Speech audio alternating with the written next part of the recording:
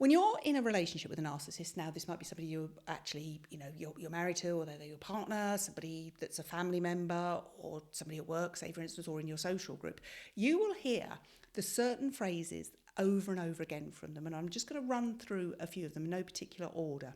Now, the first one is, very common one, are you mad? No, I didn't say that. I didn't do that. No, you're the one, you didn't listen to me. I told you something last week. I told you, that my mum and my sister were coming over for dinner, and you've only just got food for you and I. No, sorry, I did tell you. And you'll be thinking, oh, no, did they? Did she really tell me that they were coming over? I don't know, but they will kind of, get under your skin, because that's what a narcissist wants to do. So telling you that you're mad or crazy is often one of the things that they will turn to straight away. They will also tell you, and this often happens when they've got something to do and they don't want to do it. Now, that might be a domestic thing, it might be a work thing. This is very common with a work thing. Or I'm thinking about one situation I had with a lady, and she used to have to organise the work's Christmas do, and she didn't particularly want to. It was no fun getting everybody to get the dates together, finding somewhere to go, looking at all the different dietary requirements, but she'd done it a couple of times, and somebody else had said, well, it's not fair that this lady does this all the time, we should share it out, let's do it alphabetically or something. And it just so happened that the office narcissist was the next in line to do it. My goodness me, this person, she couldn't have come over to the lady that I dealt with quick enough. Oh my God, you are just the best person at this. I don't know how to do it. Can you show me what to do? And eventually, of course, the original lady who had to do it all the time anyway was the one that ended up doing it, because the narcissist will tell you how great you are, how special you are, how wonderful you are at a certain task, because it stops them having to do it. And that's exactly what they want to do. They're very lazy and, controlling individuals. These are people that wouldn't have empathy for the blood, sweat and tears that you might go through to do something, because if you can do it and they don't have to, why on earth wouldn't they get you to do it?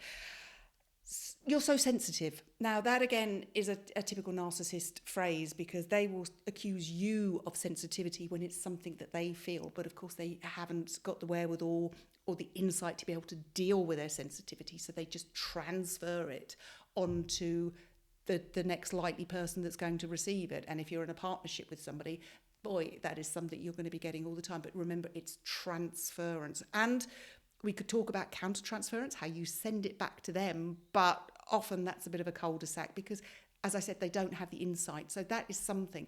And just because narcissists are saying this, remember, narcissists that want all the attention and the adoration and the control and the power, and they're looking for you to be their narcissistic supply. Just because they are saying all these things to you, it doesn't mean any of them are true. And you must remember that, because when you get bombarded with all these phrases and all these accusations all the time, sometimes you just kind of think, well, maybe it is me. Take it from me, the professional, it isn't. I'm not saying you're completely 100% marvellous and brilliant and exonerated in situations, but the amount of stuff that you would get from a narcissist, it really doesn't mean that, that's what's true. It's your fault. That's another one. Yeah, we didn't get the route right to that, place we were driving to. It's your fault. You were driving and I was meant to be telling you where you were going, but you didn't listen to me. It's your fault that we've ended up in the wrong place, or it's late, or it's dark and we've run out of petrol, or whatever it is. It's your fault. That's another famous one. You twist things. They like to say, again, this is transference, because they will take situations and twist them to their own advantage. So they will very much accuse other people of doing that if things aren't going their way. And by that, I mean they're not in what they believe to be the powerful and controlling situation. Back to the sort of you're mad. Another common one that will come off the back of that is, I think you need help. Have you ever considered seeing someone? Now, in my personal and professional experience, what I don't get really ever to see the narcissists unless it's kind of often a criminal situation, but that's another thing. I get to see the people that are the victims and the result of the narcissists. And we spend a lot of time talking about what's life and reality like for them, and just bringing back, an air of what their normality is, where their boundaries are. And once they get time to express and talk about that and think about that, and we should all have that opportunity, and even if it's just having a conversation in the comments below or finding a chat room to just talk to other people about, there's plenty of stuff out there. So please never think that you're alone, even though the narcissist might make you out to be the only person that walks this earth that is crazy, that does need help. You're not alone. So please remember, get some help out there. And accusing you of misremembering things, you know, I didn't do that, I didn't say that. And you could present them with the evidence. You know, I don't know, you said we'd meet at 12 o'clock and it's now 2 o'clock and you're not here. No, I never said 12. Yeah, but I've got it in your message here, in your text. It says definitely 12. Oh, no, that was one that I was going to send and I didn't mean to send, so I sent it as a mistake.